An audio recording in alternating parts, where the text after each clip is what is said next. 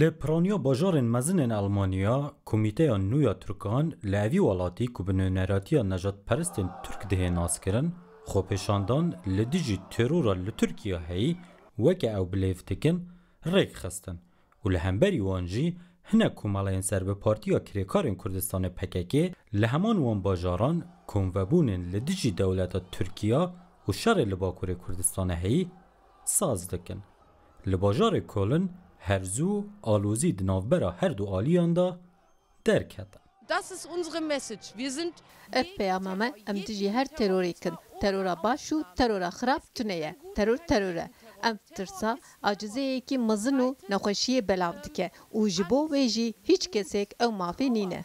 Und dazu hat niemand das Recht. پفچون و آلوزی زیده تر دبن. هر دو آلی هفدو به تروریست بناو دکن.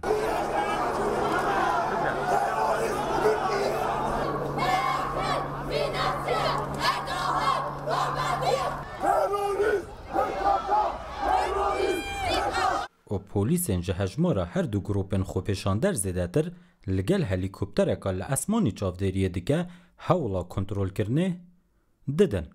آلیه کی نجات پرستن ترکیه نه ولی آلیه دیجی هوادارن پارتیا کریکارن کردستانه نه که پلیس هوادکاریتن جهر دو یانجی جهفدو دور بخیتن. جبو پلیسین باجار کلن روژه که بزحمت بو. چندین چالاکی هبون و دسر داجی هر دو خوپیشاندانن لدیجی هف که ده انجام روبروبونان دا 26 کس جو کردان دهین گرد. ایرو گشتی 1700 پلیس دناو باجر ده بون جبو هر جیه که ولدار بمینه. بگمان پاشخانه ناکوکین دروژه و ترکیه ده لگل کردان هنه لو مجیمه هشیاریه که تایبت لوی داری کر و پرانیا پلیسان دناو باجر ده بون. دویم رو ببیجه کو هنه که پرووکاسیون درست بون امن چار بون کو 20 کسان جی و پیشندارین کرد بگرن و بنچاو بکن دار و گاز روندکریش هاتنه بکارانین و لوی داری لپیشیا دومیجی دیسان ایریشی لحب کرن و بگشتی 6 کس لگل پولیسان چون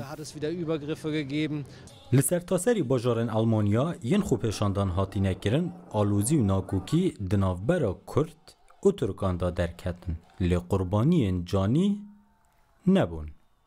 زناشینو روداو آلمان